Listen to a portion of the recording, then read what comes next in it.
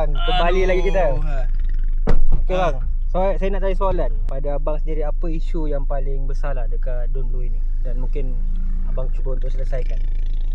Seperti yang saya cakap tadi, isu yang paling besar yang kita nak selesaikan ke Dun Sungai Lui ni adalah berkaitan dengan generasi kedua lah, dari segi penempatan. Kemudian banyak sekarang kalau kita tengok kawasan Felda ni, dia dah rumah banyak kosong kan. Bila ibu bapa dia dah tak ada, dia dah tak tunggu rumah tu disebabkan tak ada peluang pekerjaan. Jadi kalau boleh kita nak wujudkan peluang pekerjaan, kita nak wujudkan juga selain daripada penempatan tadi, kita nak wujudkan kalau boleh industri kecil di Dun Sungai Lui ni, sebab kita dah ada tanah di bawah PKNS di kawasan Air Hitam Lui Barat tu, seluas 124 ekar.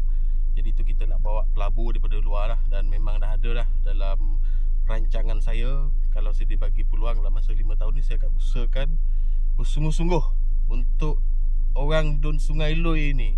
Bagi saya peluang, bagi saya mandat sekali ni, saya akan buktikan yang terbaik untuk Dun Sungai Lui. Okey bang, baik. Bang, okey bang, satu kata-kata hari ni dalam bahasa Nogori boleh? Kita kena jumpa pengundi segamai mungkin, dan kita bagi tahu harapan terbaik untuk Negeri Sembilan. Baik.